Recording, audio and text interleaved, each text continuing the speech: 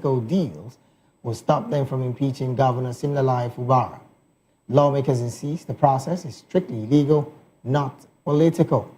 Assembly spokesperson Enemy George called Fubara a recidivist, claiming he repeatedly broke the law. He also accused the governor of mismanaging public funds and appointing relatives unlawfully. George dismissed suggestions of a political compromise, saying past solutions have only weakened the legislature's credibility. He stressed that lawmakers are committed to following the law to the letter. The impeachment proceedings started Thursday, focusing on allegations of gross misconduct by both the governor and his deputy. Rivers residents now watch closely as lawmakers push forward, determined to see justice being served.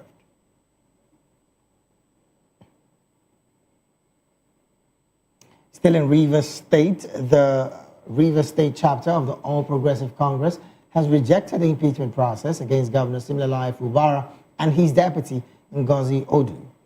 The party says the move is destabilizing and could throw the state into fresh political turmoil. In a statement, the APC says while it respects the independence of the House of Representatives, House of Assembly, impeachment should not be used as a political weapon. The party warned its members in the Assembly against yielding to pressure capable of damaging governance.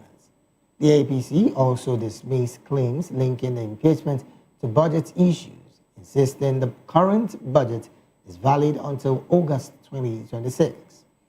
It says the governor is not legally bound to present a supplementary budget at this time. The party has also asked the lawmakers to discontinue the process, warning it could harm the APC's image and stall development in Rivers State.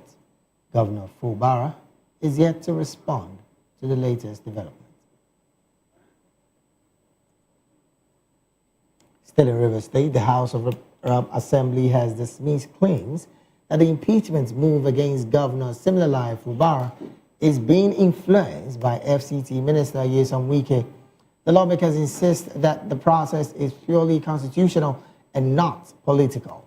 Assembly spokesperson Enemy George says linking the impeachment to one individual is unfair and demeaning to the legislature. He warns that mixing political with constitutional duties could create unnecessary tensions. George maintains that the House is acting within Section 188 of the Constitution following alleged breaches by the governor. He also dismissed the claims of budget paddling and stalled legislative work as false. Meanwhile, impeachment proceedings have formally commenced, with 26 lawmakers endorsing allegations of gross misconduct against the governor and his deputy. The Rivers State APC has also rejected the move, calling it destabilizing and urging lawmakers to discontinue the process.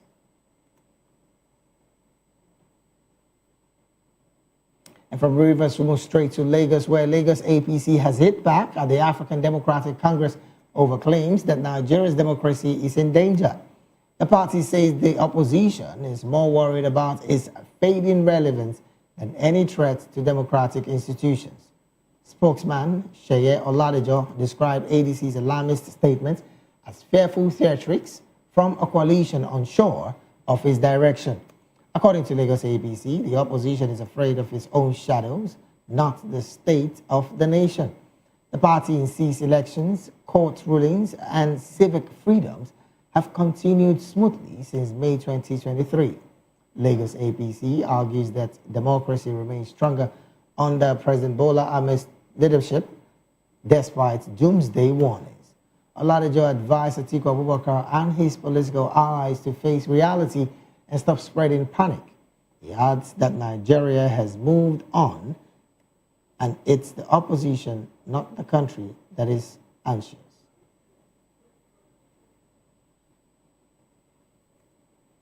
Moving on, former governor of Anambra State, Peter Obi, is sounding a massive alarm, claiming that over 62% of Nigerians are now trapped in a circle of abject poverty.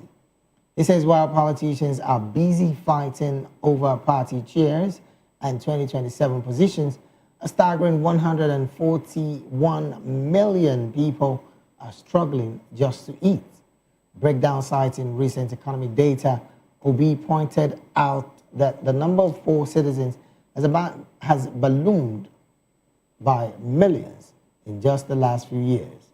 He warned that it's just a policy failure, but a direct threat to the nation's future stability as food cost swallows 70% of household incomes.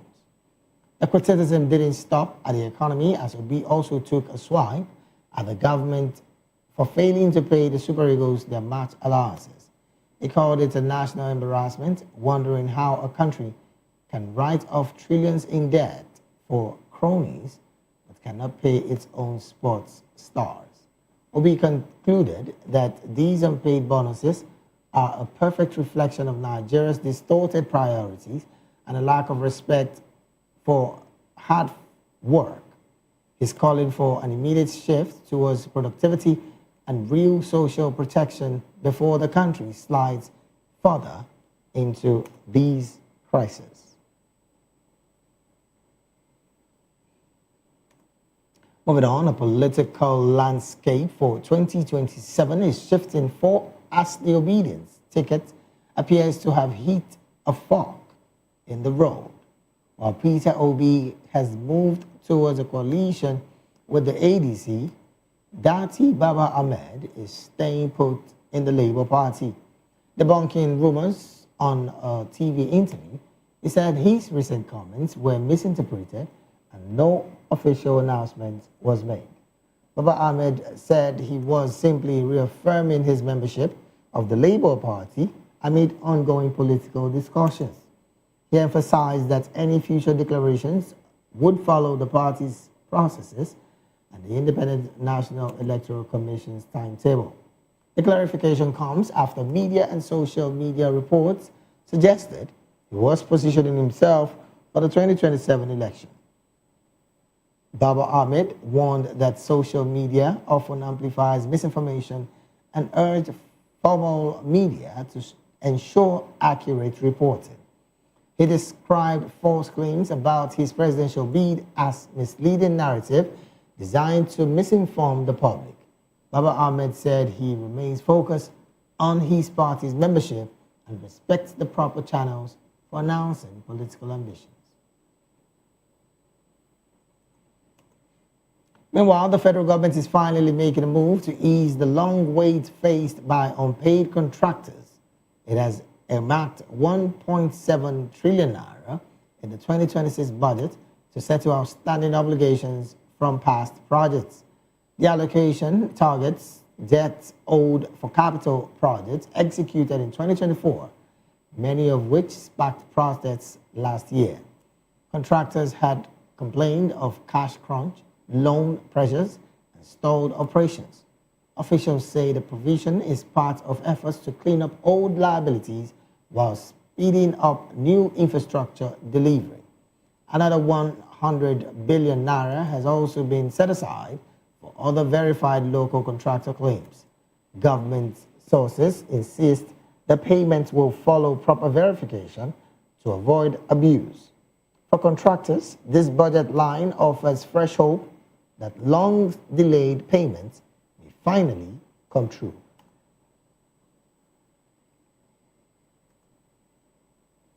The federal government has explained how low-income tax earners will pay zero tax under the new personal income tax regime that began on January the 1st. The first 800,000 naira of annual income is tax-free, shielding the poorest earners from any levy. Tanimu Yakubu, Director General of the Budget Office, said deduction like pension and health insurance can further reduce taxable income to zero. He emphasized that criticism claiming the poor would be taxed is based on selective arithmetic and misrepresentation. Urging and using an example, Yakubu showed that a worker earning 75,000 naira monthly would easily pay no tax after allowable deductions. He added that expanding the tax base targets high earners and informal sector compliance, not subsistence wages. The DG also criticized the use of global poverty lines in local tax debates, calling them misleading when converting into Naira. Officials say the reforms are designed to protect workers, improve revenue collections, and reduce Nigeria's reliance on borrowing.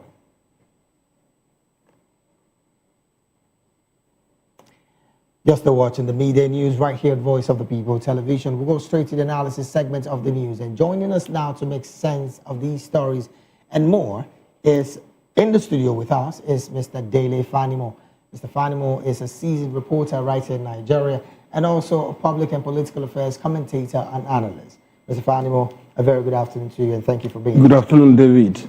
All right, let's get into it almost immediately. Interestingly, the DG of course, the federal government has explained clearly that the new personal income tax regime that began January the 1st would not only become a tax-free base for some Nigerians who, of course, their first 800,000 naira would not be taxed upon.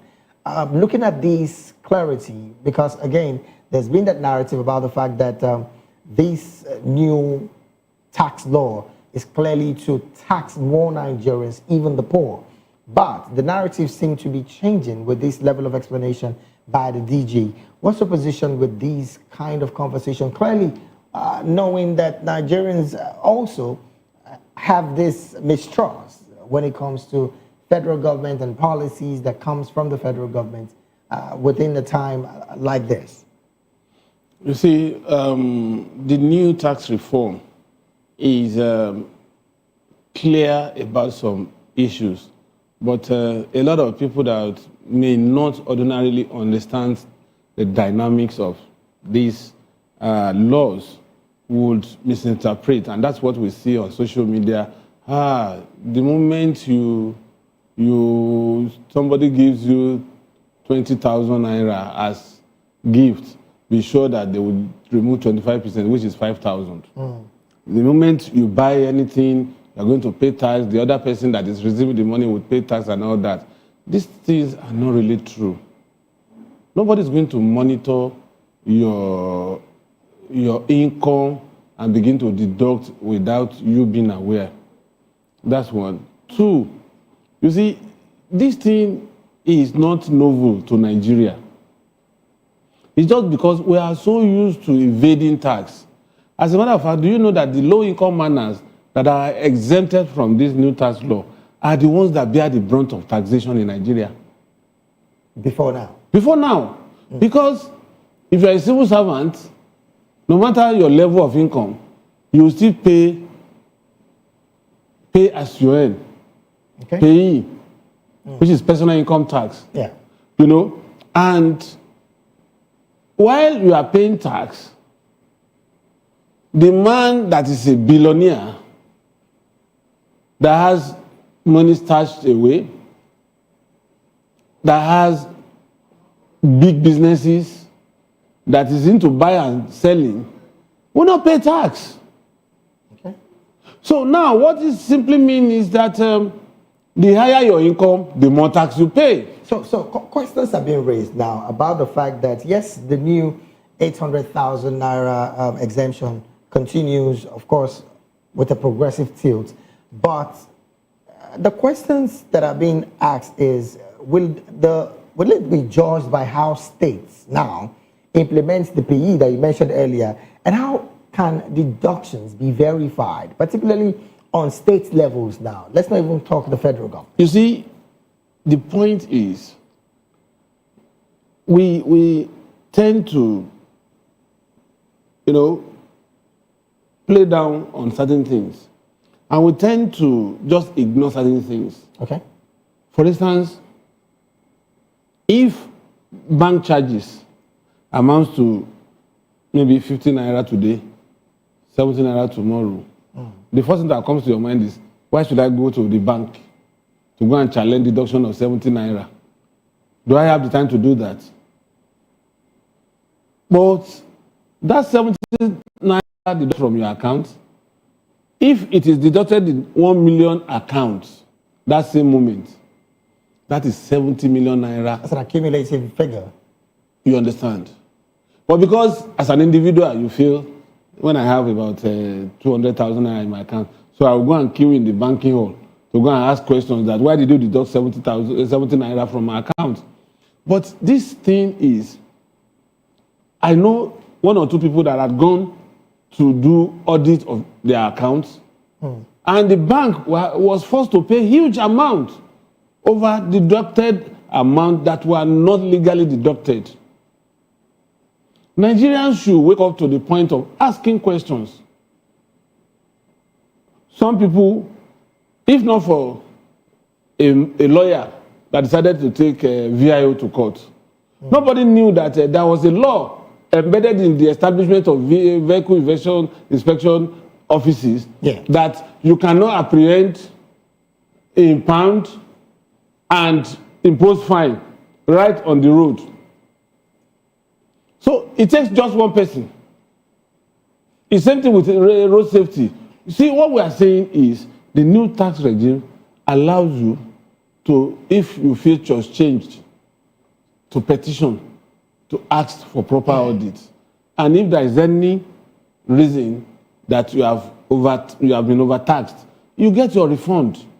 Okay. Now, you understand? I think, yes. The market woman whose total capital, for instance, in the corporate world, if you are doing SMEs and your total turnover in 1 year is less than 50,000, you walk away tax-free.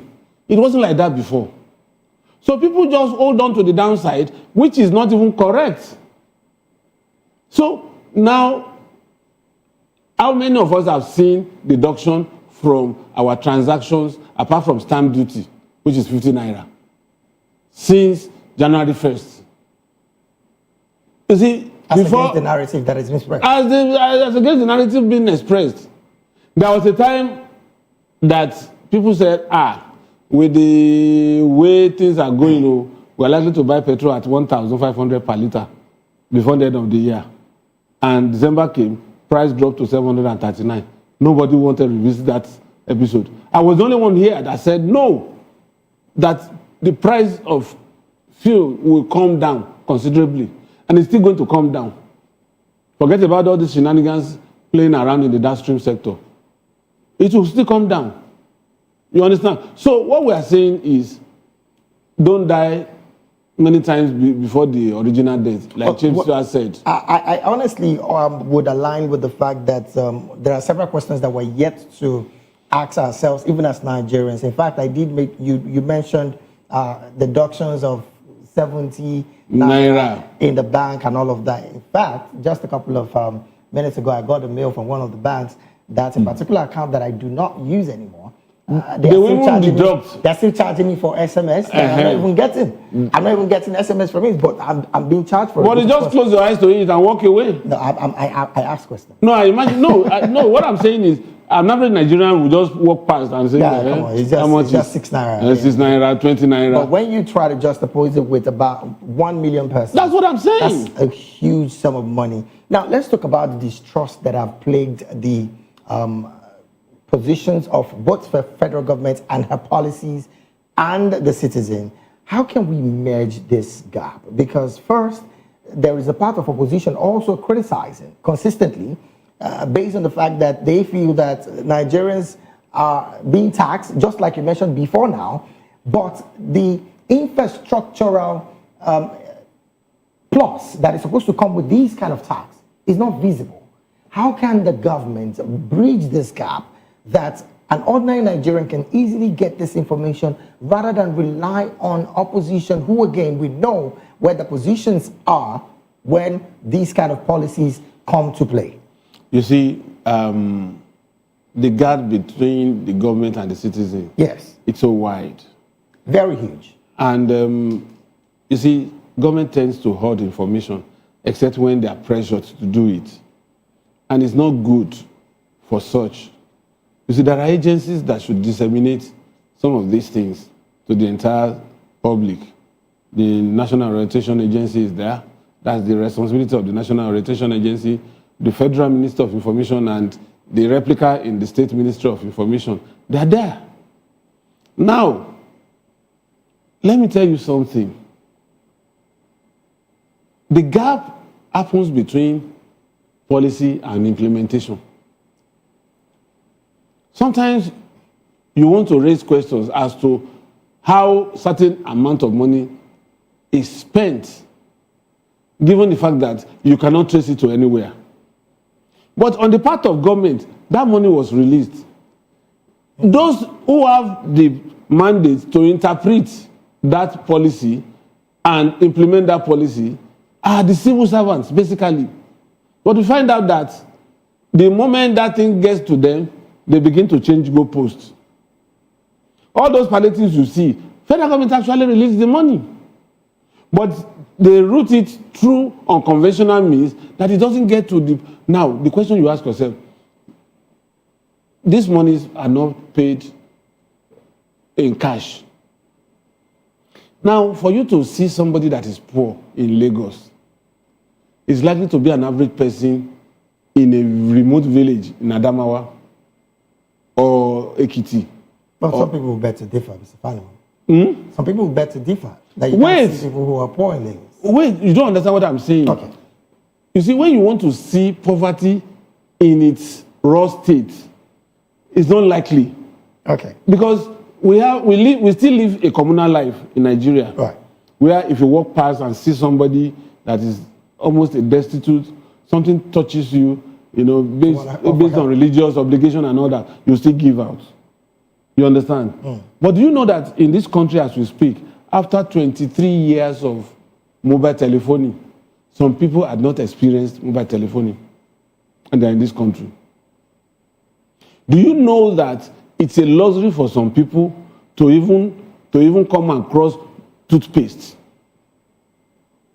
So, but if you are here in Lagos, you won't know the depth of poverty.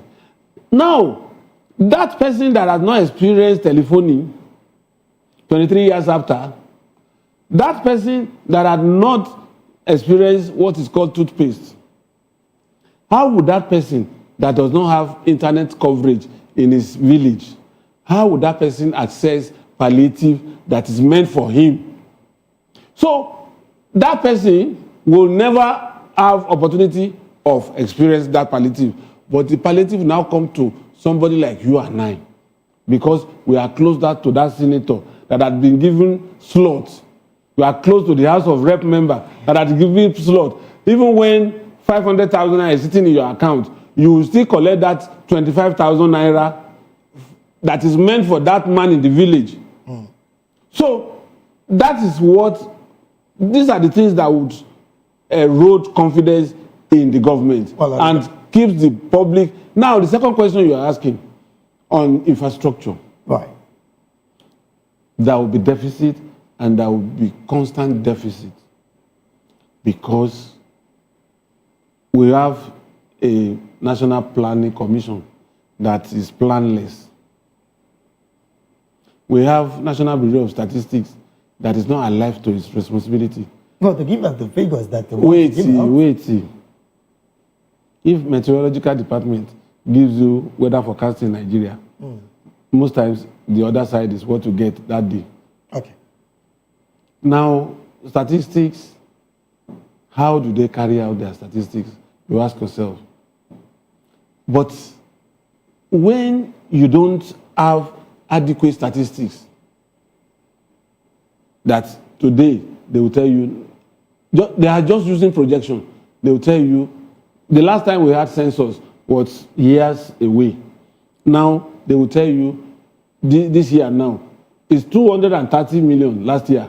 They will just assume that, give or take, we should have had about 10 million. They add it to it. It becomes 240.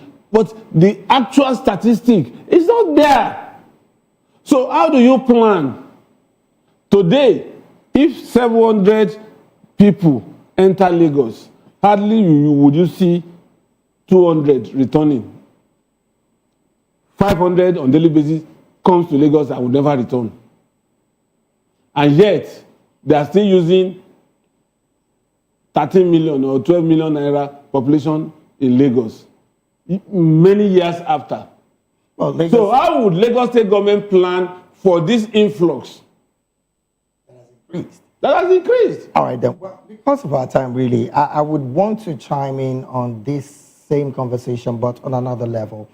There are concerns about the fact that, just like you mentioned, infrastructural deficit is still visible. And of course, the federal government clearly, even after the subsidies gone statement, has said that it was going to find its way around alleviating the pains and the sufferings of the masses. One of the promises was the part of CNG buses that were promised. I don't know if any Nigerian would have seen any of those buses, and I don't know if you had privilege to see any of those buses. This conversation about promises not being fulfilled by political outlets because of maybe opposition wanting to take more advantage of that kind of statement. Why should Nigerians have confidence in her leadership when after over 3 years, not one of such promises have been brought to reality? You see, when you are out of government, I'm saying this because I have seen, when you're out of government, it's very easy to say, I will do this, I will do that, I will do that. But the moment you get into government, you see the evil servants. They will put every obstacle in your way to make sure that, unless you have to appropriate them like the ancestors. And how do you appropriate them? By allowing them to have their way sometimes, which is corruption. And again, you see, you need the political will for you to surmount some of those landmines without being blown off. So should we say that this administration and her political will is not visibly there to alleviate the poverty of Nigerians? Because just like Peter Obi did say a couple of days ago, 141 million Nigerians are at the verge of becoming extremely poor. 141, a figure that, again, of course, we know he cited a recent economic data that just popped out just recently. But he also did mention the part of political leaders consistently jostling for chairs in political offices. You see, of all, since this republic started in 1999, I've not witnessed a situation whereby you just win an election and then the whole space will be so polluted with people jostling for a position that will not be vacant. Most politicians jostle for power for selfish reasons. You would have thought that Nigeria would be Eldorado when Buhari came, with the mantra of change. You would have also thought, Shebi Tinubu said it when he was in opposition. Fashola said it when he was in opposition, that if I cannot fix power at a certain point in time, that people should stone him.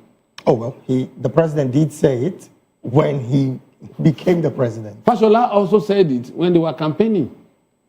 He said it doesn't take more than 6 months to fix power. Now he has left almost 3 years ago. We have not fixed power. So the question is, all these people, all these gladiators, show me one that has not enjoyed government resources since 1999. Show me one that has excelled to the point that we can entrust our lives in his hands. So it's just recycling of all this, and it will continue like that. Don't you think it's about our political landscape being so porous to the point where we cannot have individual candidacy? You see, even if you have individual candidates, as well. If we have individual candidates, our major problem is electoral process is heavily monetized. Somebody like you and I, we cannot contest local government councillorship Because to contest as local government councillor now, you need about 10 million naira minimum. Where will you get that kind of money? And if you are unlucky to lose that election, that could be the end of that person. But when you said 10 million naira, that possibly would be in one remote village. That's what I'm saying. I said minimum. I said minimum. I'm not talking about being contesting for councillorship in Lagos that you require about 200 million. So when such is the hint thing, how do we survive democracy? How would you? Because somebody who probably sold his father's house to contest election and fortunately wins that election, the first thing on his mind is how to recoup that money and also make profit to contest another election. So the vicious circle continues. And if you happen to have a godfather, that godfather is not a charity organization. He is only investing in you for profit, either by making sure that contracts that he cannot execute, you begin to award to him as soon as you get to office. Now, with all of this, Mr. Fanimo, isn't this a clear threat, just like the words of Peter Obi, to the nation's future? Because when we keep having and recycling this kind of individuals in our political space, and still we're not getting the results. I mean, the president was touted as one major strategist that, of course, knows how to bring in technocrats into the system. But we've seen one or two faulty selection that he's made. Now, should we continue in this light, or should Nigerians consistently go back to the polls and try to consistently get it right, just like we find in Kenya, to be precise? You see, it's a two-way thing, the leadership and the followership. Okay. The followership is waiting, in fact, asking for inducement to vote.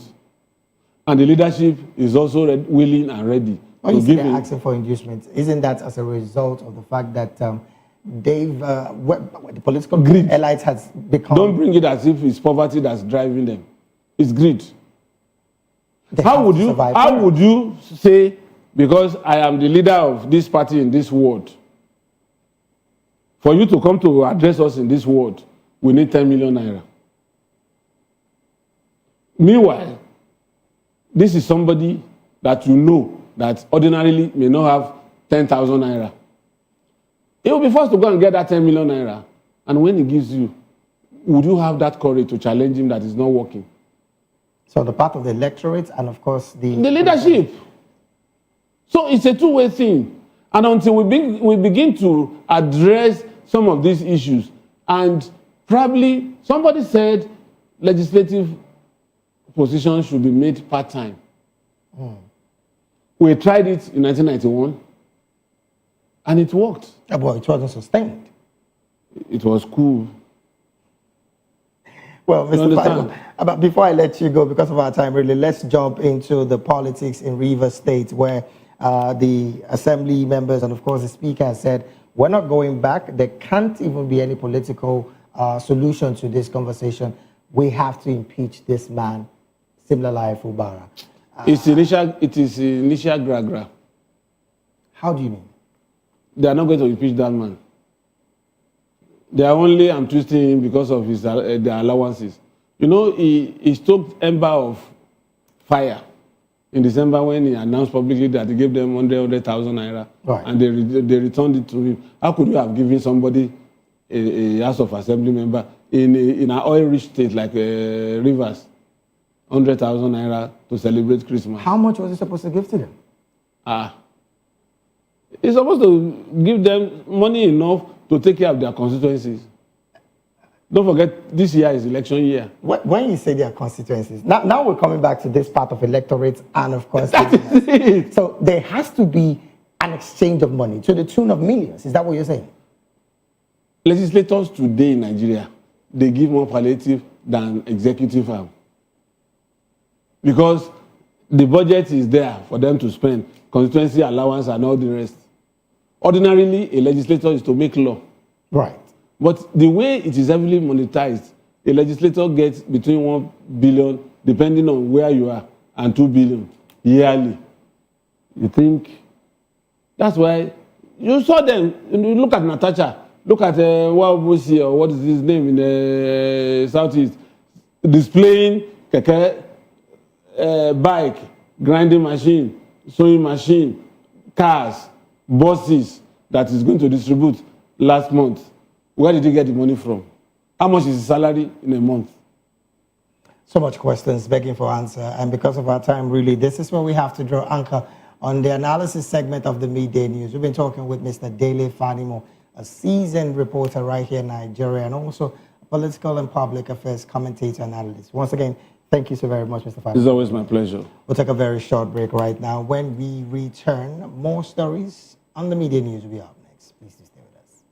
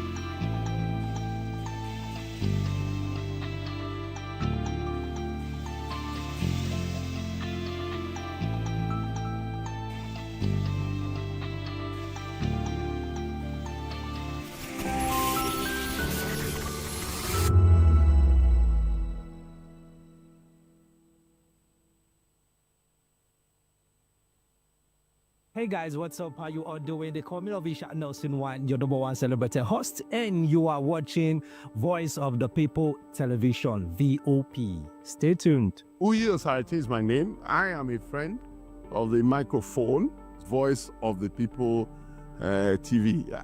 That name is unique, and the brand is very sweet. I like the packaging, picture qualities, camera qualities, and then of course, the quality of human beings that I see sometimes on your channel. I talk and get paid, and I look forward to being in your studios. Oh yes, you are on to Voice of the People TV, live here in Benin City, the cradle of black civilization.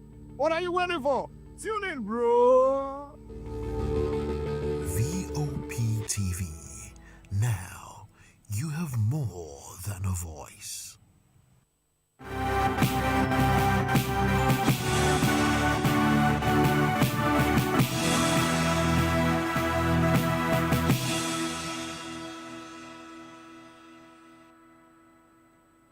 Glad to have you back. It is still the Midday News right here on Voice of the People Television. Now to more stories. The Nigerian Army has raised the alarm over a surge of fake social media accounts impersonating the Chief of Army Staff, Lieutenant General Waheed Shuaibu. Officials say the cause has no official presence on any social media platform. The Army warned the public to stay alert against fraudsters who might use these accounts to solicit funds or spread misinformation. Citizens are advised not to engage, respond, or share information from such sources. Colonel Apollonia Anele, Acting Director of Army Public Relations, said measures will be taken to track down and prosecute the perpetrators. The Army assured that justice will be served in line with existing laws. The statement also reaffirmed the Army's commitment to protecting Nigerian citizens and safeguarding the country's territorial integrity. The public is urged to remain vigilant as authorities continue to address the threats. Moving on, the federal government has unveiled a new policy requiring schools to adopt reusable textbooks. The move aims to reduce education costs for parents while promoting environmental sustainability. Under the policy, textbooks must last 4 to 6 years, and disposable workbooks are no longer bundled with them. Siblings can now share learning materials, easing financial pressure on families. The government also introduced a uniform academic calendar nationwide to standardize teaching and learning. Graduation ceremonies will now be limited to specific class levels, further cutting unnecessary expenses. Testable qualities and contents will be closely monitored by the Nigerian Educational Research and Development Council. Officials say these reforms will improve learning conditions, ensure better value for money, and strengthen Nigeria's educational system.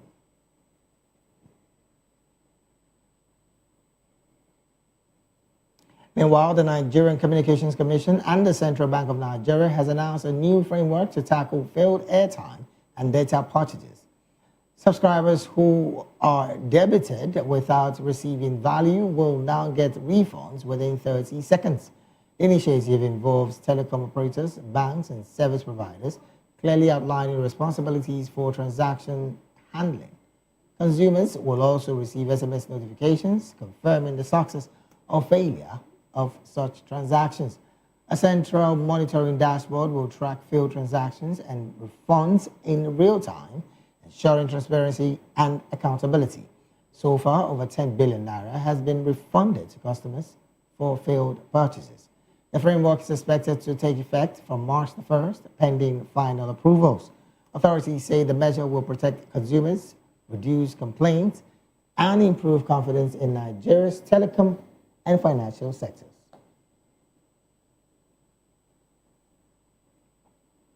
From that story, we move straight to talking business. The fuel supply agreement between Dangote Refinery and major oil marketers has fallen apart and is already shaking the market.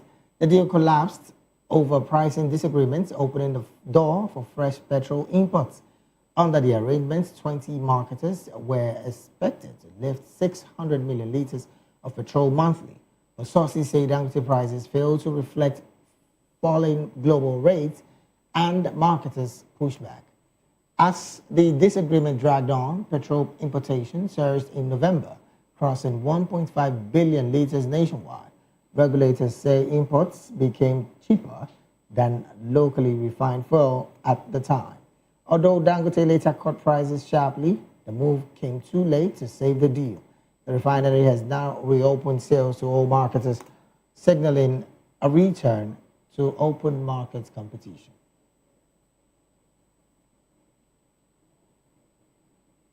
Still talking business, the Nigerian naira opened the week with slight fluctuations against the dollar as traders monitor central bank interventions.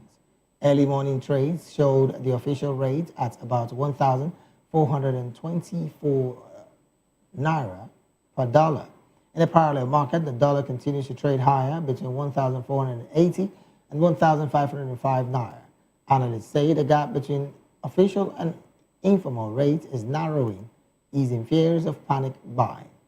Expert points to steady foreign reserves and improved oil production as key factors supporting the naira. Investors are also watching upcoming monetary policies decision closely.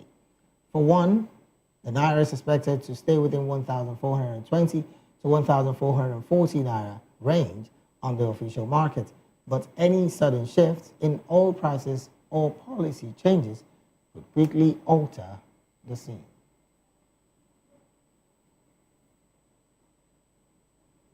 And from business, we move straight to sports. The Lagos State House of Assembly has confirmed Waheed Enita Oshodi as the new chairman of the Sports Trust Fund Board. His appointment comes after a thorough screening and unanimous recommendation by the Assembly Committee. Honorable Oshodi, former Commissioner for Youth, Sports and Development, Social Development, answered questions from Assembly members with confidence. Lawmakers say he demonstrated competence and readiness for the role. The confirmation follows a review of past nomination, with the committee satisfied that Oshodi is highly qualified. Officials believe his leadership could bring new energy to Lagos Sports Initiative.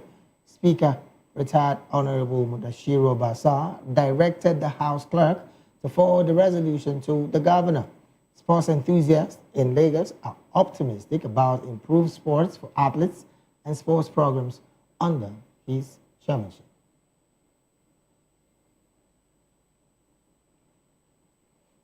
Still talking sports, Liam Rosenau makes his first Chelsea debut in the FA Cup against struggling Charlton this weekend. Fans are eager to see if the young coach can hit the ground running. Rosenau impressed at Strasbourg and now faces life under a microscope at Stamford Bridge. A loss at the Valley could make his start painfully difficult. Meanwhile, Tottenham boss Thomas Frank is under fire after a poor run of results. Fans are growing impatient as the North London club struggles for consistency.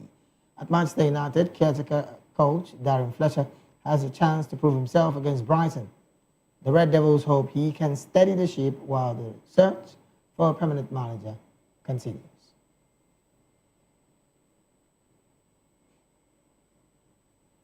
And to wrap up the midday news, we go straight talking entertainment. Senator Ned Nwoko has disputed the recent negative drug test of his wife, actress Regina Daniels.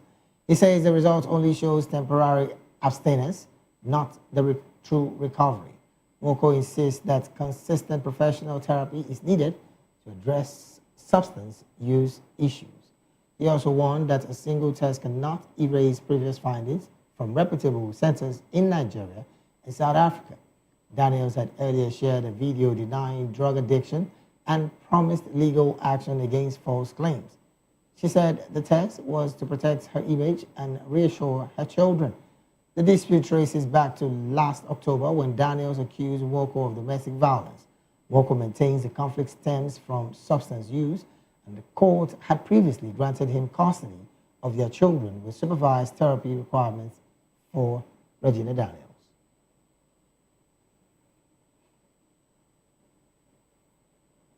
And with that entertainment story, we've come to the end of midday news right here on Voice of the People Television. Do well to subscribe to our YouTube channel. On YouTube, we are at Voice of the People TV, and on all other social media platforms, we are at VOP TV Live. Thank you so very much for being a part of this broadcast. I am David Edwin. Do have a good afternoon.